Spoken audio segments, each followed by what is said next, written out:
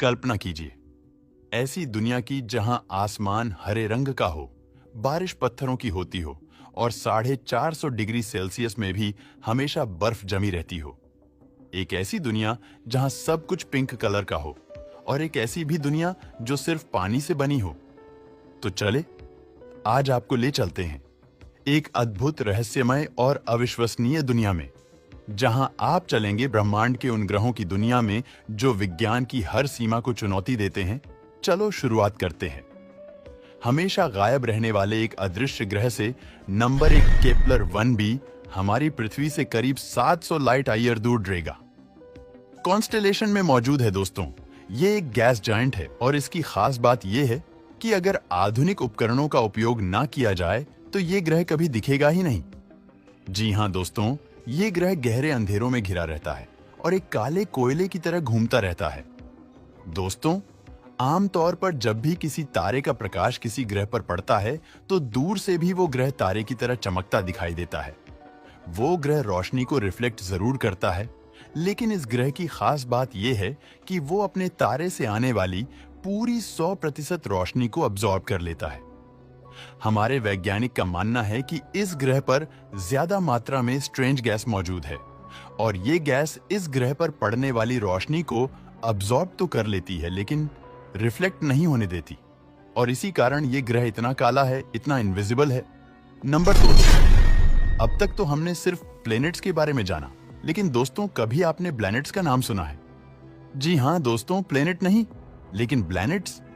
हम सब जानते हैं कि प्लैनेट्स उस चीज को कहते हैं जो ब्रह्मांड में किसी तारे के आसपास चक्कर लगाता हो, लेकिन प्लैनेट्स उसे कहा जाता है जो किसी तारे का नहीं लेकिन ब्लैक होल का चक्कर लगाते हैं। जी हां दोस्तों, ब्रह्मांड में ऐसे कुछ प्लैनेट्स भी मौजूद हैं जो ब्लैक होल के चक्कर लगाते हैं।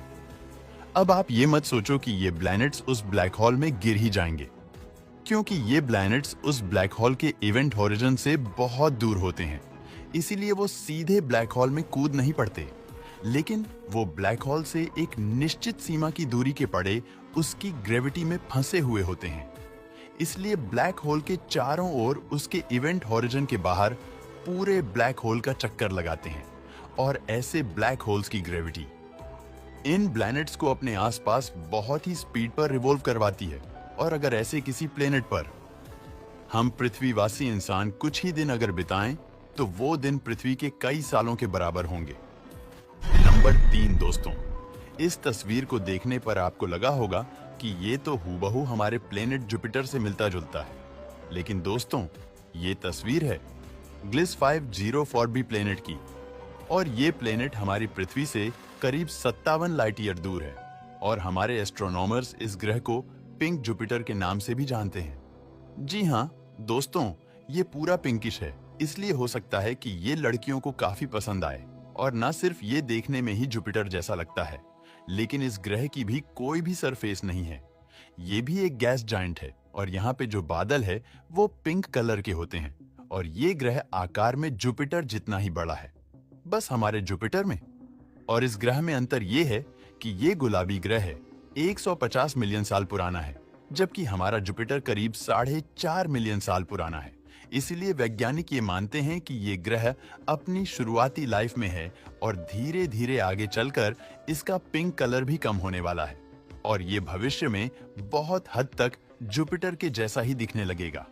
नंबर 4 दोस्तों, हमारे ब्रह्मांड में एक ऐसा ग्रह भी है जिसका टेम्परेचर 440 डिग्री सेल्सियस तक रहता है, और ताज्जुब की बात ये नहीं लेकिन बड़ी बात यह है कि इतना टेम्परेचर होने के बावजूद भी ये ग्रह पूरा बर्फ से ढका रहता है। नाम है ग्लिस 4368 दोस्तों। ये ग्रह हमारे यूरेनस ग्रह से भी बड़ा है और अपने तारे के बहुत ही पास है, और इस ग्रह की सबसे खास बात यही है कि यहाँ के 440 डिग्री सेल्सियस के तापमान के बावजूद भी यहाँ पर ठंडी बर्फ जमी रहती है, और ये ग्रह बर्फ की मोटी पपड़ी से ढका हुआ है। अब इतनी गर्मी और इतना बर्फ, आखिर इन दोनों का तालमेल कैसे हो पाया? दोस्तों, हम में से कोई भी ये समझ सकता है कि इतने ज्यादा तापमान में कभी बर्फ रह ही नहीं सकती।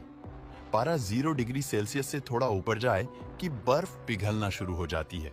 लेकिन दोस्तों, यहाँ पर हमारी केमिस्ट्री की नॉलेज थोड़ी गड़बड़ हो जाती है, आपको याद रहे कि बर्फ तभी बन पाती है जबकि लिक्विड के मॉलिक्यूल्स एक दूसरे के पास आकर एक बांड में एक समान जुड़ नहीं जाते, और मॉलिक्यूल्स एक दूसरे के पास तभी आते हैं जब तापमान बहुत ही कम हो या फिर जबरन प्रेशर देकर उन मॉलिक्यूल्स को करीब लाया जा रहा हो।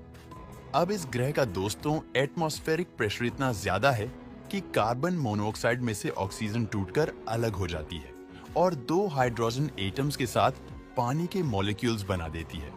और इस ग्रह के तापमान का है टेम्परेचर पानी के मॉलिक्यूल्स को कॉम्प्रेस्ड कर देता है, और इसी वजह से 440 डिग्री सेल्सियस में भी यहाँ पर पानी बर्फ के रूप में ही रहता है। 533 सूरज वाला ग्रह दोस्तों, हम रोज सूर्योदय और सूर्यास्त देखते हैं और ऐसा दिन में एक ही बार होता है क्योंकि हमारे पास एक ही सूरज है।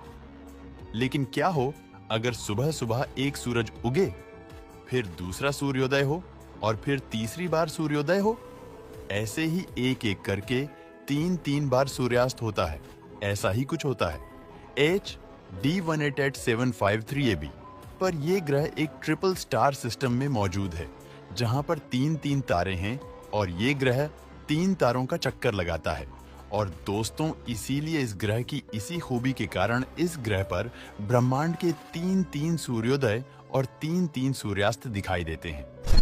अच्छा, अभी आपको ले जाते हैं एक बहुत ही बड़े वाले प्लेनेट पे जहां पर इतने सारे जंगल हैं जिसकी हम कल्पना भी नहीं कर सकते।